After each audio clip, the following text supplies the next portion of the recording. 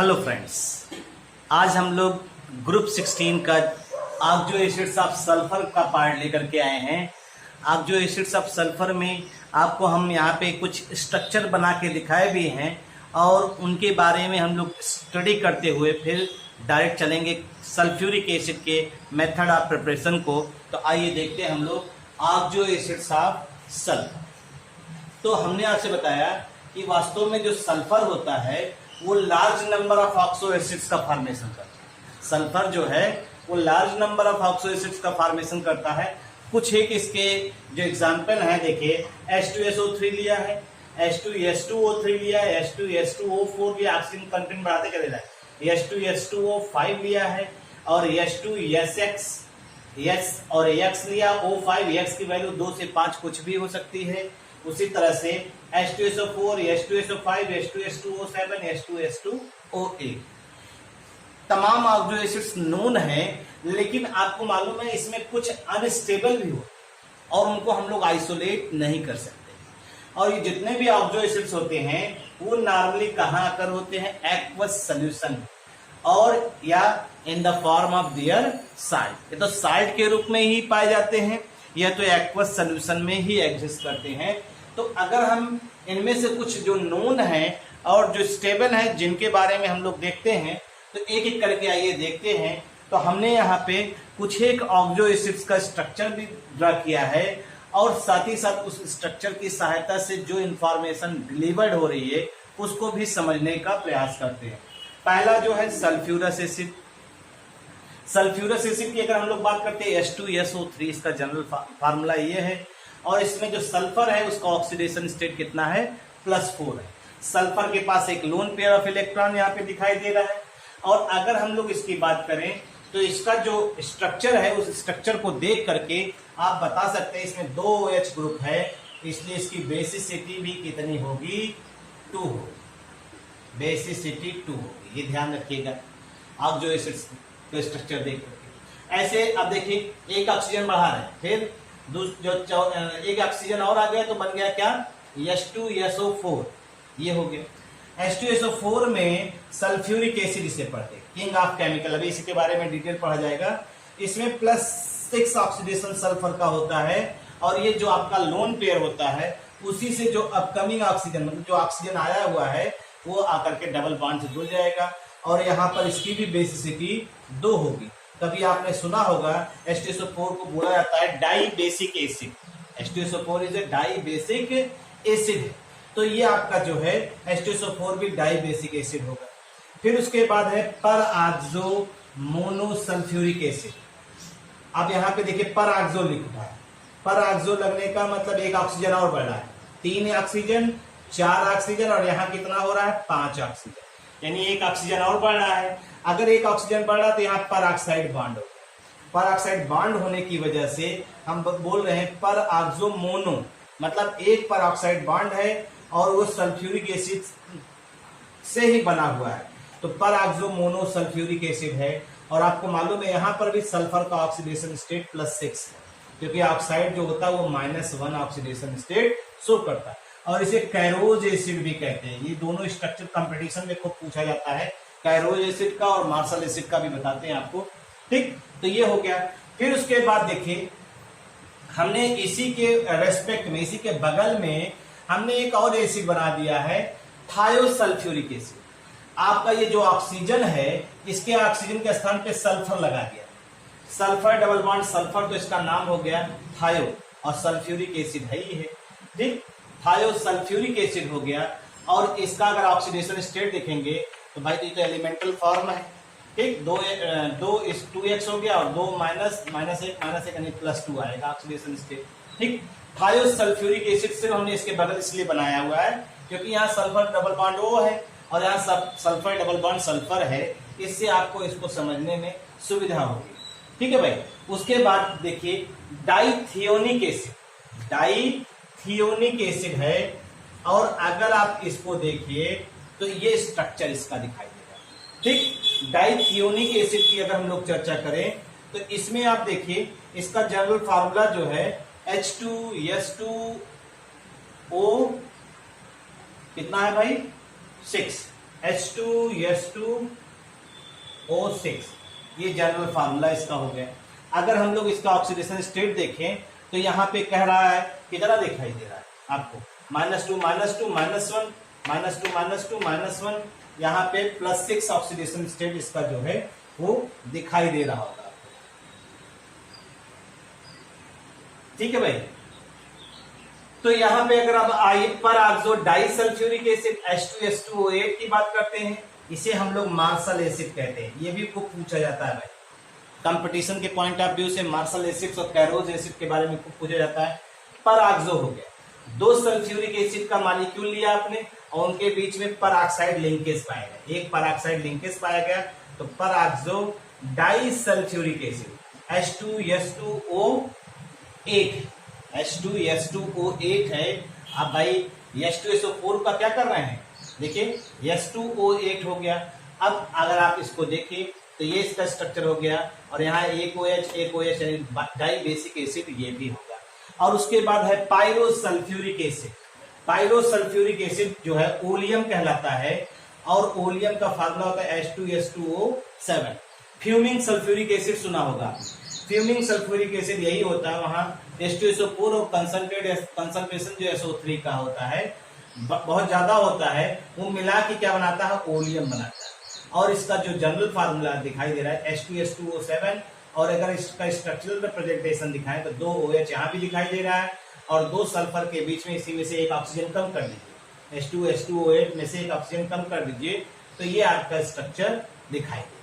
तो ये कुछ स्ट्रक्चर्स हैं जिनके बारे में आपने स्टडी किया, जिनको आपने नॉर्मली देखा, और इन स्ट्रक्चर्स को आप एक बार सरसरी निगाह से देख लीजिए और उसके बाद जो है फिर नेक्स्ट आगे हम लोग चलने का प्रयास करते हैं। और जो भी चीजें हैं, जितनी भी चीजें दी गई हैं स्ट्रक्चर से, जो भी इंफॉर्मेशन आप कलेक्ट कर सकते हैं वो इंफॉर्मेशन लेकर के आगे बढ़िए, आगे चलते हैं नेक्स्ट। अब देखिए हम लोग नेक्स्ट चल रहे हैं H2SO4 के बारे में। H2SO4 के बारे में अगर हम लोग पढ़ा जाए तो H2SO4 के बारे में कहा था ऑयल ऑफ विट्रियोल, इसे ऑयल ऑफ विट्रियोल भी कहा जाता है या किंग ऑफ केमिकल्स कहा जाता है। ठीक, और किंग ऑफ केमिकल इसी वजह से कहा जाता है कि इसका अपना industrial application, world wide industrial application बहुत ज्यादा होने की वजह से इसे किंग ऑफ केमिकल्स कहा जाता है। ठीक है भाई। आपके यहाँ एनसीईआरटी में जो है H2SO4 के मैन्युफैक्चर का कॉन्टैक्ट प्रोसेस दिया गया, कॉन्टैक्ट प्रोसेस दिया गया है, हमने उसी में थोड़ा सा ऐड कर दिया है, हमने लेड चैम्बर प्रोसेस को भी ऐड कर दिया है, क्योंकि आगे चल करके आपको लेड चैम्बर प्रोसेस कहीं पढ़ने को मिलेगा नहीं, तो हमने यहीं पर दोनों को जो है लेकर कंपेयर करने का एक जो है मतलब एक चार्ट बना दिया है, जिससे आपको थोड़ा सा आइडिया हो। आप पढ़िए इसी को, लेकिन इसके बारे में भी आपको जानकारी होना चाहिए भाई। तो आइए देखते हैं H2SO4 के मैन्युफैक्चर के बारे में। हमने बताया 2 मेथड्स होते हैं और एक का नाम है लेड चैम्बर प्रोसेस और एक का नाम है कॉन्टैक्ट प्रोसेस। प्रोसेस लगभग एक जैसा है, लेकिन कहा जाता है जो चैम्बर एसिड, जब भी हम लोग चैम्बर एसिड बोलेंगे इसका मतलब लेड चैम्बर प्रोसेस के द्वारा, और जब भी कॉन्टैक्ट प्रोसेस की बात करेंगे उसकी वो एसिड जो होता है वो प्योर होता है, एसिड ऑब्टेन्ड इज प्योर, और यहाँ पे जो एसिड ऑब्टेन्ड होता है वो प्योर नहीं होता है। एक ड्रॉबैक इसकी ये भी है, मतलब इसमें इम्प्योरिटीज ऐड रहती है, इसमें इम्प्योरिटीज ऐड रहती हैं। तो होता क्या है, लेड चैम्बर प्रोसेस को देखिए। लेड चैम्बर प्रोसेस में क्या करते हैं, आप मिक्सचर लेते हैं containing sulphur dioxide, air, nitric oxide, ये यहाँ पे कैटलिस्ट का काम कर रहा है। नाइट्रिक ऑक्साइड गैस जो है यहाँ पे कैटलिस्ट का काम कर रहा है, इसको ध्यान रखिएगा चैम्बर प्रोसेस में। और when treated with steam, steam के साथ ट्रीटमेंट करते हैं, यानी water high temperature boiling water के साथ ट्रीटमेंट करेंगे तो H2SO4 इज फॉर्म। ठीक, तो हमारा यहाँ पे जो रिएक्शन है आप देखिए, सल्फर डाइऑक्साइड ऑलरेडी है, ये एयर और NO आपस में रिएक्शन कर, NO कैटलिस्ट है, O2 के साथ रिएक्शन करके बना देगा NO2। NO2 का फॉर्मेशन होगा, वही NO2 फर्दर रिएक्टेंट SO2 से कंबाइन करेगा और बना देगा SO3। ये इसका की रिएक्शन है भाई। SO3 का फॉर्मेशन होगा, यही SO3 जो है बॉइलिंग वाटर के साथ रिएक्शन करके H2SO4 का फॉर्मेशन करेगा। अब यहाँ पे हमने दिखाया है जो इस प्रोसेस में जो H2SO4 मिल रहा है वो 80% H2SO4, और इसको हम लोग नाम एक देते हैं ब्राउन आयल ऑफ विट्रियोल। ये ब्राउन आयल ऑफ विट्रियोल, इसका कलर ब्राउन कलर का दिखाई देता है, इस वजह से इसका नाम ब्राउन आयल ऑफ विट्रियोल है। आपको मालूम है इसी H2SO4 को हम और कंसंट्रेट कर सकते हैं, और कंसंट्रेट कर सकते कैसे, इसमें जो वाटर की परसेंटेज है उसे इवापोरेट कर दिए, तो इवापोरेशन के बाद ये एसिड जो है उसका नाम हो जाता है rectified oil of vitriol, rectified oil of vitriol. और हमने आपको बताया यूजुअली चैम्बर एसिड जो होता है वो प्योर नहीं माना जाता है। और यहाँ पे जो आपका लेड चैम्बर प्रोसेस के बाद अब आइए हम लोग चलते हैं कॉन्टैक्ट प्रोसेस में। और कॉन्टैक्ट प्रोसेस में हमने क्या कहा, ये भी कई स्टेप्स में होता है। पहला स्टेप, चाहे तो आप सल्फर को आप इग्नाइट करिए एयर की प्रेजेंस में, चाहे सल्फाइड ओर को ले लीजिए।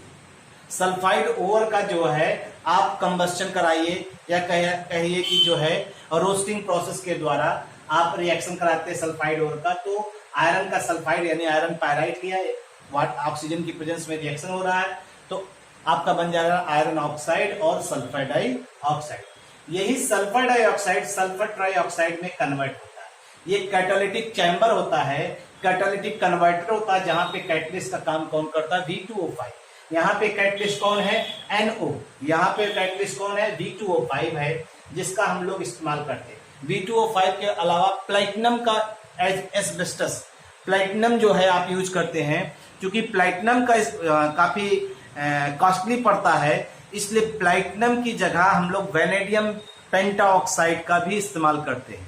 अगर प्लैटिनम का इस्तेमाल करें तो ये काफी कॉस्टली प्रोसेस हो जाता है, मतलब काफी कॉस्टली हो जाता है, इसकी कास्ट बहुत ज्यादा हो जाती है, इसलिए आप यहाँ पे वेनेडियम पेंटाऑक्साइड का इस्तेमाल कर रहे हैं। तो आप देखिए वेनेडियम पेंटाऑक्साइड और ये आपका रिएक्शन हो गया कैटलिस्ट की प्रेजेंस में, तो इसका ऑक्सीडेशन हुआ सल्फर ट्राइऑक्साइड। इसका एंथैल्पी ऑफ फॉर्मेशन देखिए डेल H की वैल्यू माइनस में है, जो ये फेवर कर रहा है, किस बात के लिए फेवर कर रहा है, रिएक्शन के एक्सोथर्मिक होने की बात कर रहा है। और ये रिएक्शन रिवर्सिबल भी होता है, जो प्रोसेस है ये रिवर्सिबल भी होता है। तो इसका मतलब यहाँ पे ली चैटुरियल प्रिंसिपल अप्लाई करके हम ये पता कर सकते हैं कौन सी फेवरेबल कंडीशन है जिसकी सहायता से हम क्या बना सकते हैं, H2SO4 की परसेंटेज को बढ़ा सकते हैं। तो ये इसका की रिएक्शन है। अब जो सल्फर ट्राइऑक्साइड मिला आपको, उसी को एब्जॉर्ब करेंगे हम लोग H2SO4 के द्वारा। अब यहाँ पे जैसे क्वेश्चन आता है, पूछा जाता है कि भाई जब यहाँ सल्फर ट्राइऑक्साइड का डायरेक्ट H2O से रिएक्शन हो गया, तो यहाँ सल्फर ट्राइऑक्साइड का डायरेक्ट H2O से रिएक्शन क्यों नहीं होता। तो आपको अभी इसका भी रीजन बताएंगे, अभी इसको दिखाएंगे, अभी पहले इसको इतना समझिए बीच में। तो हमने कहा सल्फर ट्राइऑक्साइड H2SO4 के साथ ओलियम का फॉर्मेशन करता है, ये ओलियम हो गया आपका H2, और इसी को हम लोग फ्यूमिंग सल्फ्यूरिक एसिड कहते हैं। अब देखिए फ्यूम बन रहा है, इसी को फ्यूमिंग सल्फ्यूरिक एसिड कहते हैं। तो जब फ्यूमिंग सल्फ्यूरिक एसिड तक हो गया ना, अभी हमने एक क्वेश्चन राइज किया कि सल्फर ट्राइऑक्साइड को डायरेक्ट आप जो है वाटर से इंटरेक्ट नहीं कर सकते, तो क्या होता है, डेंस फॉग बन जाएगा किसका, सल्फ्यूरिक एसिड का, जिससे जो भी ये काम करते होंगे उनके साथ कुछ ना कुछ परेशानी क्रिएट हो जाएगी। जैसे ही सल्फर ट्राइऑक्साइड H2O से रिएक्शन करेगा, व्हाइट डेंस फॉग बन जाएगा, और एसिड है तो स्किन से रिएक्शन करेगा, और ये डिहाइड्रेटिंग एजेंट होता है, तो चेयरिंग की मतलब चिड़चिड़ाहट होने लगेगी। तो जो काम करने वाले लोग हैं उनको कहीं ना कहीं असुविधा होगी, इसलिए डायरेक्ट हम लोग सल्फर ट्राइऑक्साइड को किसमें कन्वर्ट नहीं करते हैं, सल्फ्यूरिक एसिड में, इस प्रोसेस में नहीं करते। अब उसके बाद जो ओलियम आपको मिला उसकी वाटर से रिएक्शन कराइए, और जो भी डिजायर्ड कंसंट्रेशन आपको चाहिए एसिड का आप ऑब्टेन कर सकते हैं। यानी यहाँ 98% दिखा रहे हैं और यहाँ 80%, तो इसको कंसंट्रेट करने की जरूरत होती है, लेकिन यहाँ से जो एसिड मिल रहा है उसे कंसंट्रेट करने की जरूरत नहीं है। यानी जो कॉन्टैक्ट प्रोसेस से आपने एसिड ऑब्टेन किया है उसे फर्दर कंसंट्रेट करने की जरूरत नहीं। ये एडवांटेज भी है इसका, ये इसका एक एडवांटेज है, और यहाँ पे इसको आपको कंसंट्रेट करने की जरूरत है। तो ये नॉर्मली ऐसे पर्पसली अगर आपको यूज करना हो तो चैम्बर एसिड का हम लोग इस्तेमाल करते हैं, लेकिन जहां प्योर एसिड की बात होगी तो हम लोग कॉन्टैक्ट प्रोसेस के द्वारा जो एसिड मिलता है उसी का इस्तेमाल करते हैं। और वो 98% एसिड ऑक्टेन आपको हो रहा है, और यहाँ पे कितना है, यहाँ पे आपको 80% एसिड जो है यहाँ पे मिल रहा है। हमने कहा की रिएक्शन यही है। अगर इसी की रिएक्शन की बात करें तो हम ये कह सकते हैं कौन कौन से फेवरेबल कंडीशन हैं, कौन कौन से फेवरेबल कंडीशन है हम लोगों ने देखा इन कॉन्टैक्ट प्रोसेस। की रिएक्शन जो है वो क्या है, 2SO2 gas in the presence of oxygen, और ये कन्वर्ट हो रहा 2SO3 गैस। और यहां पे जो है आपका जो भी रिएक्शन है, कैटलिस्ट आपने लिया था V2O5, और del H enthalpy of reaction कितना लिखा है आपने, -196 किलो जूल पर। ये अब अगर आप इसको देखिए तो रिएक्शन आपको क्या दिखाई दे रहा है, रिएक्शन रिवर्सिबल है, रिएक्शन रिवर्सिबल है, एक्सोथर्मिक है, एक्सोथर्मिक है। तो अगर हम इस पे ली चैटेरियल प्रिंसिपल को अप्लाई करें तो by applying Le Chatelier principle, Le Chatelier's principle, we can find experimental condition या favorable experimental condition, favorable experimental condition वो क्या हो सकती है, चूंकि रिएक्शन एक्सोथर्मिक है तो टेम्परेचर क्या होना चाहिए, लो होना चाहिए। रिएक्शन एक्सोथर्मिक है तो टेम्परेचर लो होना चाहिए, ठीक। और एयर, जो एयर का कंसंट्रेशन आपने लिया है, दूसरा चीज concentration of air, concentration of air क्या होना चाहिए, एक्सेस होना चाहिए, जिसकी वजह से सल्फर डाइऑक्साइड का ऑक्सीडेशन आसानी से हो सके। और आप देख रहे हैं नंबर ऑफ मोल्स कम हो रहा है सल्फर डाइऑक्साइड, तो प्रेशर और मोल का क्या रिलेशन होता है, प्रेशर और मोल का इनवर्सली रिलेशन होता है। अगर आप हाई प्रेशर लेंगे तो जिधर मोल कम होगा उधर रिएक्शन भागेगा। हाई प्रेशर यानी टेम्परेचर लो हो, कंसंट्रेशन ऑफ एयर एक्सेस हो, हाई प्रेशर हो, ये कुछ कंडीशंस हैं जिनकी सहायता से आप क्या कह सकते हैं, आप कह सकते हैं कि नॉर्मली जो है हम लोग H2SO4 का जो अमाउंट है वो बढ़ा सकते हैं, अगर इस फेवरेबल कंडीशन को हम लोग ले सकें, ठीक है। और जो मिनिमम टेम्परेचर है वो 720 केल्विन के रेंज में है, मिनिमम टेम्परेचर 720 केल्विन के रेंज में। और वैसे भी आपको मालूम है ये जो रिएक्शन है वो लगभग 2 से 3 बार प्रेशर पे होता है। ये प्रोसीड कर रहा है,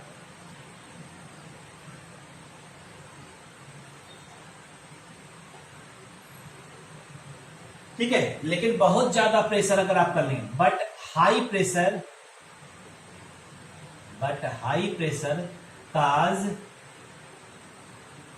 कोरोजन ऑफ वेसल, कुछ वेसल में कोरोजन हो जाए, डिटोरिएशन होना शुरू हो जाए।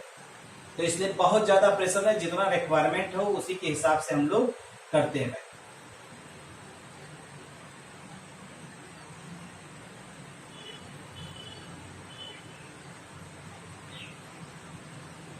ठीक, आपको मालूम है यहाँ कैटलिस्ट का भी इस्तेमाल होता है, यहाँ पे कैटलिस्ट का भी इस्तेमाल आप करते हैं, ये तो मालूम होगा ना।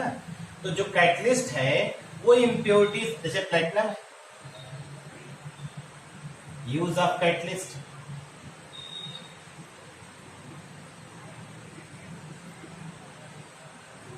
नेक्स्ट पॉइंट चौथा है यूज ऑफ कैटलिस्ट।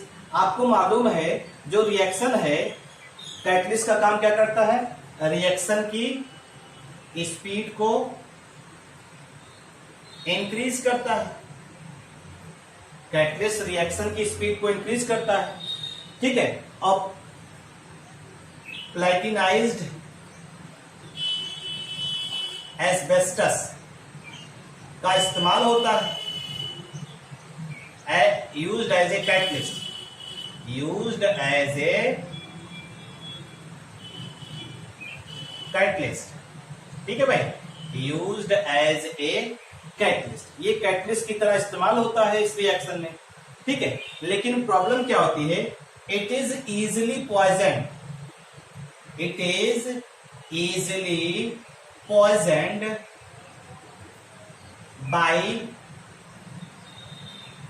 गैसेस, मतलब जो गैस यहां पे बनती हैं उनके द्वारा जो है ये पॉइजन हो जाता है,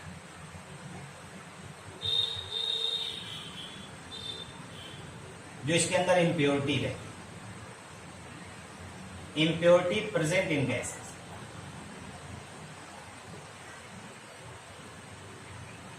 ठीक है।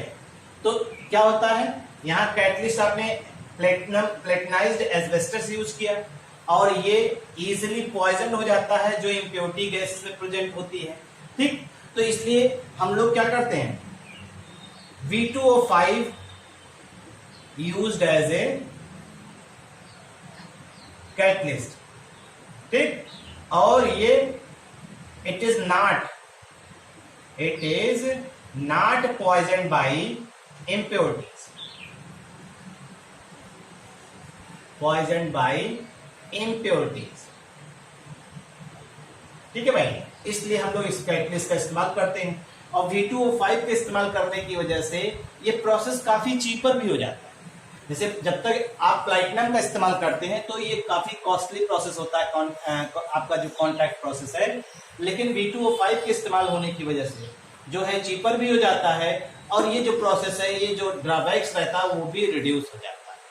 तो ये कुछ इसके जो है आपके इसेंशियल कंडीशन हैं जिनका इस्तेमाल करके आप maximum yield of sulphuric acid obtained कर सकते हैं, ठीक है भाई।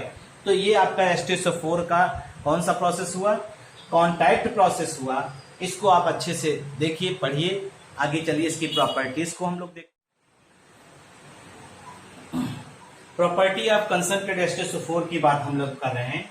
तो हमने आपको बताया कि आपको मालूम है ये जो H2SO4 की प्रॉपर्टी में ये कलरलेस होता है, सिरपी आयली लिक्विड होता है, यानी सिरप की तरह विस्कस होता है और इसका कोरोसिव नेचर है, कोरोसिव नेचर है। और इसका जो फ्रीजिंग पॉइंट है 10 डिग्री सेल्सियस और मेल्टिंग पॉइंट, बॉइलिंग पॉइंट जो है 38 डिग्री सेल्सियस। तो आपको मालूम है सिरपी और आयली लिक्विड और कोरोसिव नेचर का और बॉइलिंग पॉइंट हाई होना जो है वो सब किस बात पे डिपेंड करता है, हाइड्रोजन बॉन्डिंग। H2SO4 में हाइड्रोजन बॉन्डिंग पाई जाती है। अगर आप H2SO4 को दिखाएं तो H2SO4 यही तो हो गया, HOS double bond O H, H2SO4 का अगर स्ट्रक्चर दिखाइए O, ये सीधा सीधा हो। अगर हम लोग सल्फर और यहाँ डबल बॉन्ड O, OH और O और H की बात करें तो इनके बीच में देखिए ये आपका जो है हाइड्रोजन बॉन्ड बनेगा। इसी तरह से ये आगे बढ़ता जाएगा और ये इधर और ये, ठीक है भाई। ये आपका क्या बन गया, इंटरमॉलिक्यूलर हाइड्रोजन बॉन्डिंग H2SO4। और इसी वजह से ये क्या होता है, इसका बॉइलिंग पॉइंट हाई होता है और हाई विस्कस होता है, काफी मॉलिक्यूल पास होते हैं, इस वजह से इसकी विस्कोसिटी बहुत ज्यादा होती है। कह रहे हैं कि नेक्स्ट पॉइंट पे देखिए, ये जब इट फ्यूम्स स्ट्रांगली, मतलब इसमें फ्यूज क्रिएट होती है मॉइस्ट एयर, ठीक है, मॉइस्ट एयर और सॉल्युबल इन H2O। जब मॉइस्ट एयर के कांटेक्ट में H2SO4 आता है तो इसमें से फ्यूम्स बहुत तेजी से निकलना शुरू होते हैं विथ इवोल्यूशन ऑफ हीट, ठीक। और यहाँ पे जैसे ही आप मॉइस्ट एयर के कांटेक्ट में H2SO4 को लाते हैं या वाटर में सॉल्युबिलिटी दिखाते हैं तो इसमें large amount of heat liberate होती है। उसका कारण क्या होता है, ये हाइड्रेट्स का फॉर्मेशन करता है, हाइड्रेट्स का। जैसे देखिए ये sulphuric acid monohydrate, sulphuric acid monohydrate है, ये सल्फ्यूरिक एसिड डाईहाइड्रेट है, इसे ट्राईहाइड्रेट, टेट्राहाइड्रेट, इस तरह से ये बने। ठीक है, तो इसका बनना large amount of heat liberate करना। तो होता क्या है, कभी कभी जब आप कंसंट्रेट H2SO4 को पानी में डायरेक्ट मिलाते हैं तो दो प्रोसेस हुई, पानी को कंसंट्रेट H2SO4 भी मिलाया और कंसंट्रेट H2SO4 को पानी मिलाया। तो वाटर को अगर एसिड में मिला रहे हैं तो वहां large amount of heat liberate हो रही हो, क्यों? Due to the formation of hydrate. और इस हाइड्रेट की वजह से इतनी ज्यादा हीट लिबरेट करेगी कि जिस कंटेनर में एसिड रखा है उसमें भी वो बबलिंग करना शुरू कर देता है।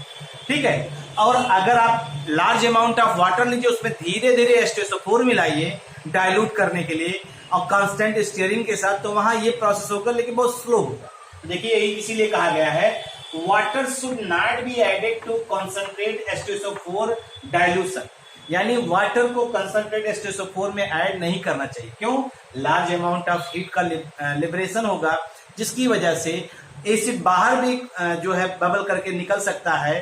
ठीक है, और उस वजह से आसपास जो भी लोग इस प्रोसेस को कैरिड आउट कर रहे हैं उनके साथ इंसिडेंट हो सकता है। But concentrate H2SO4 should be added slowly to cold water with constant stirring. Concentrate H2SO4 को आप आसानी से धीरे धीरे ऐड करिए, धीरे धीरे ड्रॉप बाय ड्रॉप ऐड करिए वाटर में। तो वाटर का क्वांटिटी ज्यादा है, इसलिए जो भी बबलिंग होगी बहुत स्लो होगी, वो पता भी नहीं चलेगा और धीरे धीरे चिप चिप करके आवाज आएगी और उसके बाद जो है आप स्टीयरिंग करते रहेंगे उसी में डिसॉल्व हो जाएगा।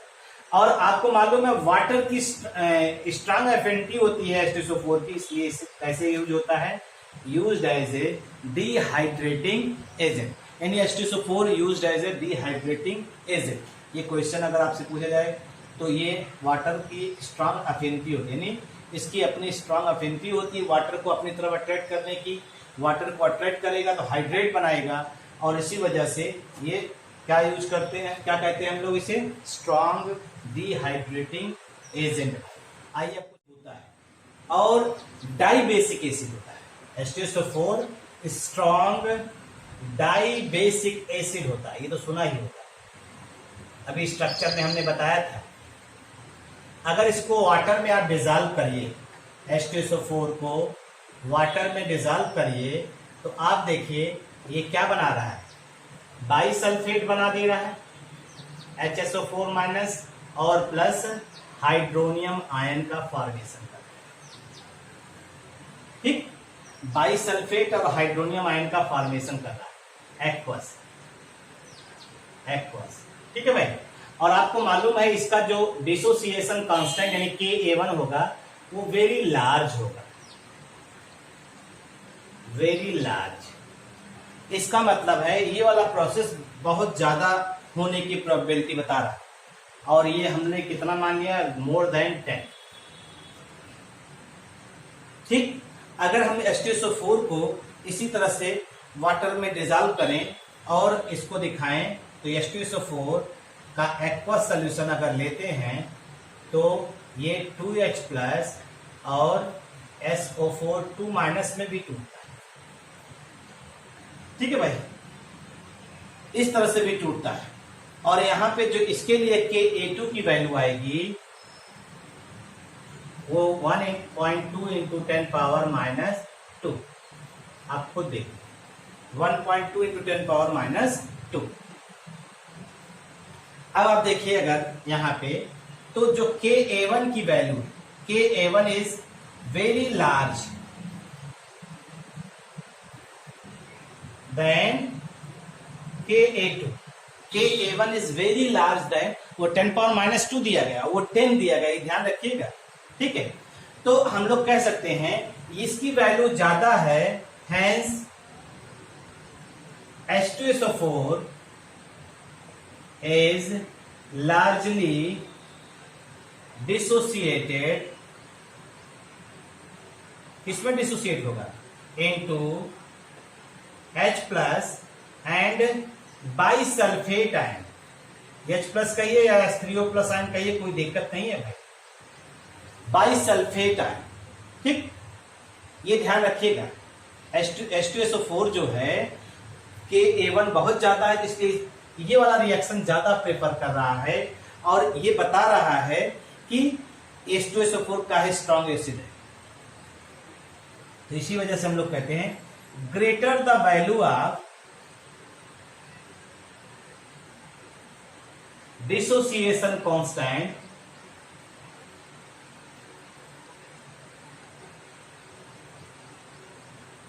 Acid is strong. ये आपको मालूम है, कोई भी एसिड अगर बात कर रहे हैं, एसिड किस आधार पे आप एसिड बताते हैं, जो जितनी आसानी से H+ आयन देते, तो H+ आयन दे रहा है तो यहाँ पे H+ आयन रिलीज कर रहा है, H+ आयन यहाँ रिलीज कर रहा है तो ये रिवर्सिबल है, इसके लिए इक्विलिब्रियम कांस्टेंट लिखते हैं। तो इसे हम लोग पढ़ते हैं dissociation constant of acid. Dissociation constant of acid ज्यादा होने का मतलब ये प्रोडक्ट ज्यादा है, क्योंकि के कैसे लिखते हैं, प्रोडक्ट अपॉन रिएक्टेंट। के लिखने का जो रूल है, के कैसे लिखते हैं, प्रोडक्ट का मोलर कंसंट्रेशन अपॉन रिएक्टेंट। अगर ये ज्यादा होगा तभी ये ज्यादा होगा, ठीक। तो इसका मतलब इसकी वैल्यू ज्यादा है, ये ज्यादा बन रहा है। कोई भी अगर हाइड्रोनियम आयन या H+ आयन ज्यादा रिलीज कर रहा है तो एसिड कैसा होगा, स्ट्रांग होगा। यही चीज है, इसी आधार पे हम लोग ये कह सकते हैं। अब देखिए, चूंकि ये डाइबेसिक एसिड है तो ये दो तरह का साल्ट भी बना सकते हैं, बाइसल्फेट और सल्फेट आयन का फॉर्मेशन कर सकता है। यानी आप कह सकते हैं H2SO4 can form two series of salt, two series of salts. क्यों? क्योंकि दो H+ आयन अलग अलग रिलीज कर रहा है ना, एक बनाएगा, एक तो ये बनाएगा बाइसल्फाइड, बाइसल्फेट, बाइसल्फेट या हाइड्रोजन सल्फेट,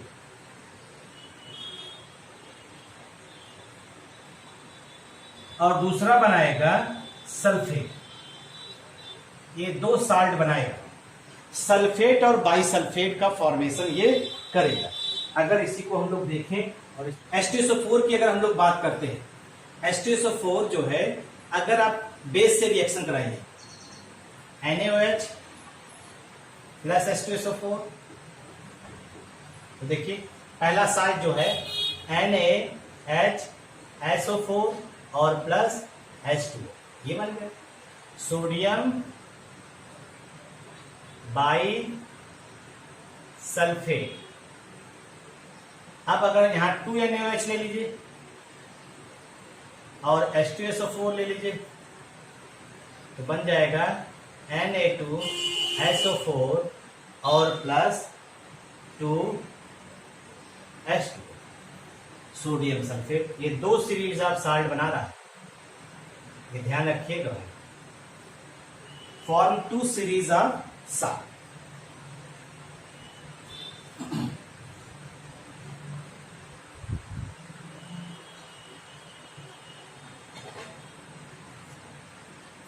आपको मालूम है H2SO4 जो है ये एक्ट करता है डिहाइड्रेटिंग एजेंट के रूप में, act as dehydrating agent due to strong affinity for water, due to strong affinity for water.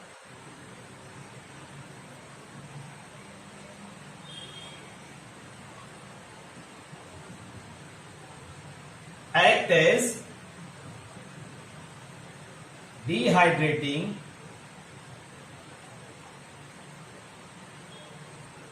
Agent, ये डिहाइड्रेटिंग एजेंट होता है, ठीक। और आपको मालूम है जो कोरोसिव एक्शन होता है, अभी हमने लिखा था ना corrosive action, it's corrosive action is, corrosive action is due to, it's corrosive action is due to, यही रीजन भी होता है, ड्यू टू दिस प्रॉपर्टी। आपको मालूम है आपके शरीर पे या आपके स्किन पे अगर H2SO4 की ड्रॉप गिर जाए तो वहां पे काफी चिड़चिड़ाने, मतलब बहुत अजीबोगरीब इचिंग होने लगती है। उसका कारण क्या होता है, उस पॉइंट का जो H2SO4 को ये डिहाइड्रेट करके निकाल लेता है और वाटर की कमी होने की वजह से स्किन थोड़ा सा श्रिंक करना शुरू करती है, वही इचिंग प्रॉपर्टी आपको डेवलप करती है। इसी को हम लोग क्या कहते हैं, ठीक है, कोरोसिव एक्शन। इसी को हम लोग क्या कहते हैं, कोरोसिव एक्शन। जैसे देखिए जितने भी गैस है, आप गैस को ड्राई करने के लिए, ड्राइंग ऑफ गैसेस, गैस को ड्राई करने के लिए यूज उन गैसेस को कहां पर पास करिए, कंसंट्रेट H2SO4 से पास करिए, मॉइस्चर को ये एब्जॉर्ब कर लेगा और इस तरह से गैसेस आपको ड्राई गैसेस जो है मिलेंगे। ठीक है भाई। अगर हम लोग जो है चेयरिंग की बात करें, चेयरिंग ये आप घर में भी कर सकते हैं, अगर कंसंट्रेट H2SO4 ले लीजिए तो। चेयरिंग की अगर हम लोग बात करें, आप चाहे कंसंट्रेट एसिड को किसी पेपर पे, चाहे वुड पे, चाहे शुगर पे आप करें। कंसंट्रेट H2SO4 को आप पेपर पे, चाहे वुड पे या शुगर पे आप ऐड कर दीजिए। ऐड करने पर वहां चेयरिंग की, चिरचिराने की आवाज आएगी, चेयरिंग की जो है आपको आवाज सुनाई देगी और वो जो है क्या करता है, चेयरिंग क्रिएट्स या charring observe, because H2SO4 absorbs moisture, water molecule, absorb water molecule. सबसे कॉमन एग्जांपल है ग्लूकोज का ही देखिए, C12H22O11। अगर इसे कंसंट्रेट H2SO4 डाल के हीट करिए तो आपको मालूम है यहां पे क्या बनेगा, 11 मॉलिक्यूल वाटर बनेगा, 12 carbon plus 11 molecule of water, ये बन जाएगा। और जो आपको 11 मॉलिक्यूल ऑफ वाटर मिल रहा है ये एब्जॉर्ब बाय H2SO4 और ये चेयरिंग की फेनोमेनन शो करेगा, ये चेयरिंग प्रॉपर्टी शो करेगा। चिरचिराने की आवाज जो है ये आपको पता चलेगी।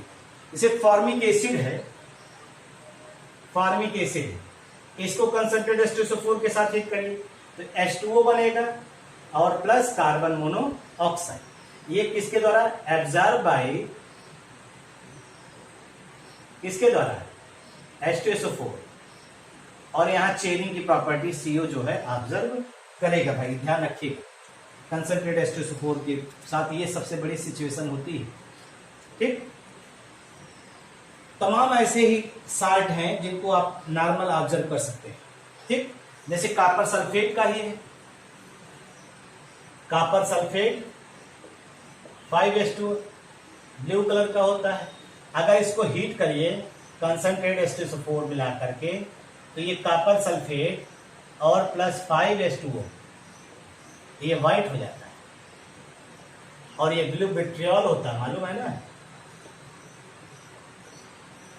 ब्लू विट्रियोल होता है। इसको हीट करिए तो हीट करने पर कंसंट्रेट H2SO4 की प्रेजेंस में एनहाइड्रस साल्ट मिलता है, वो व्हाइट कलर हो जाता है और 5H2O निकल जाता है। ये सीधा सीधा हम लोग कुछ रिएक्शंस ऑब्जर्व करते हैं। ठीक है, मॉडरेटली ऑक्सीडाइजिंग एजेंट होता है और ये इंटरमीडिएट होता है बिटवीन फास्फोरिक एसिड और नाइट्रिक एसिड का इंटरमीडिएट होता है, मतलब बहुत ज्यादा स्ट्रांग भी नहीं है और बहुत ज्यादा वीक भी नहीं। और जो इसकी स्ट्रांग ऑक्सीडाइजिंग एजेंट का जो नेचर होता है, H2SO4 डिकम्पोज करता है और ये नेसेंट ऑक्सीजन रिलीज करता है। नेसेंट ऑक्सीजन का मतलब होगा रिएक्शन में तुरंत प्रोड्यूस हुआ है और वो तमाम रिएक्शंस को कैरीड आउट करता है, यानी bring about A number of reaction. आपको मालूम है ये दोनों मेटल्स को भी और नॉन मेटल्स दोनों को ऑक्सीडाइज करने का काम H2SO4 करता है। जैसे देखिए कुछ एक रिएक्शन देखिए, it oxidises carbon to carbon dioxide, it oxidises carbon to carbon dioxide. अगर आप सीधा सीधा रिएक्शन देख लीजिए तो बहुत बेसिक है। देखिए H2SO4 लिया ही आपने, H2SO4 लिया, H2O और प्लस SO2 और प्लस O। आपने कहा कार्बन को किसमें बदलना, कार्बन डाइऑक्साइड में। यहाँ पे इसका ऑक्सीडेशन जो हो रहा है किसकी वजह से, इसी नाइसेंट ऑक्सीजन की वजह से। ठीक, इसको 2 O ले लीजिए और पूरे इक्वेशन को 2 से मल्टीप्लाई कर दीजिए, ये हो जाएगा। नेट रिएक्शन आप जोड़ दीजिए, बस हो गया। 2O2 2O2 ये कैंसिल हो जाएगा, carbon plus 2H2SO4 gives carbon dioxide plus 2SO2 plus 2H2। ये रिएक्शन हो, नेट रिएक्शन हो गया। देखिए इसी तरह से आप करिएगा सल्फर का, सल्फर डाइऑक्साइड HW है आपके लिए, फॉर यू, सल्फर का सल्फर डाइऑक्साइड। ठीक है भाई, सल्फर सल्फर डाइऑक्साइड में कन्वर्ट हो रहा है।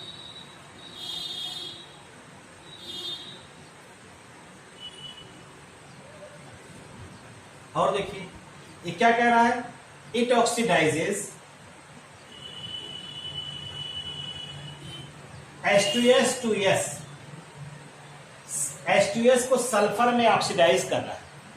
तो बेसिक चीज है, H2S जो है S में कन्वर्ट, तो यहां पे क्या ले लेंगे O, तभी तो बनेगा H2O। ये रिएक्शन हो गया, और बाकी वो रिएक्शन ले लीजिए। H2SO4 का जो कॉमन रिएक्शन है, H2O plus SO2 plus O जोड़ लीजिए, O कैंसिल कर दीजिए, आपका बन जाएगा H2SO4 plus H2S gives 2H2O और प्लस सल्फर और प्लस SO। ये सीधा सीधा आपका रिएक्शन हो गया। यानी H2S किसमें कन्वर्ट होगा, सल्फर में कन्वर्ट होगा। जैसे हम लोग ले रहे हैं कॉपर है, AU है, AG है, कॉपर, या इसको हटा दें,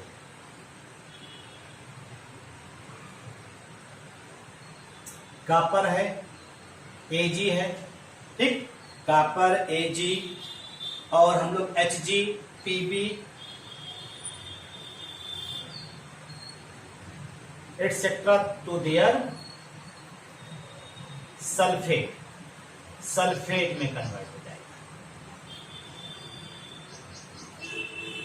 ठीक है भाई, जैसे देखिए कॉपर है, कॉपर सल्फेट में कन्वर्ट हो रहा है, कॉपर है, कॉपर सल्फेट में कन्वर्ट हो रहा है। तो आपको यहां पे एक O चाहिए ही, और सल्फेट के लिए H2SO4 चाहिए, और यहां पे आपका क्या हो जाएगा, आपका एक H2O बन रहा है, एक कॉपर सल्फेट हो गया, H2O हो गया, और दूसरा क्या है आपके पास, एक नेट रिएक्शन है ये आपका H2SO4, ये किस में कन्वर्ट हो रहा है, H2O प्लस सल्फर डाइऑक्साइड और प्लस O ऐड कर दीजिए। ऐड करने पर रिएक्शन कैंसिल हो जाएगा, और copper plus 2H2SO4 gives copper sulphate plus 2H2O plus sulphur dioxide, ये बन गया। ये सीधा सीधा रिएक्शन हो गया। आप देखिए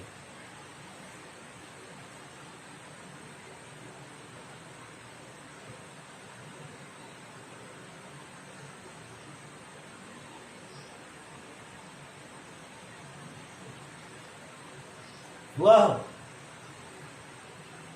तो ये कुछ आपके जो है कुछ रिएक्शंस हैं H2SO4 के, कुछ प्रॉपर्टीज हैं जिनको हम लोग नॉर्मली ऑब्जर्व करते हैं। ठीक है, अब आप इसको जो है डिटेल एक बार देख करके पढ़ डालिए। बाकी आज आपका ग्रुप 16 खत्म हो गया। ठीक है भाई,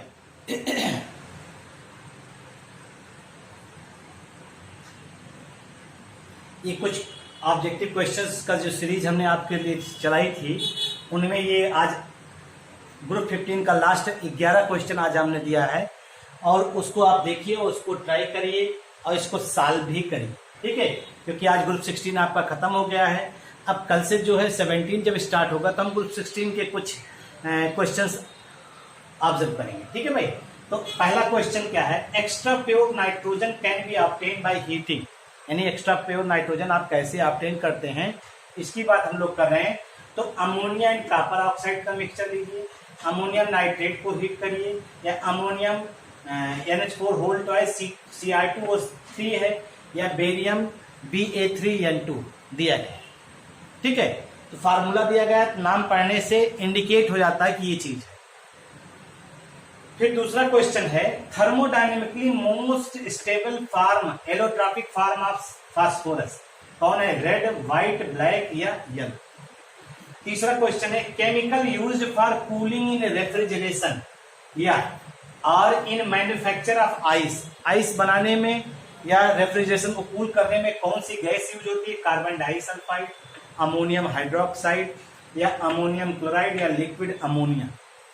the gas used in manufacture of ice cream, ice cream बहुत आपको पसंद होगा, आइसक्रीम को बनाने में कुछ गैस इस्तेमाल होती है, कौन सी गैस है, कार्बन डाइऑक्साइड है, N2O है, NO है और N2O3।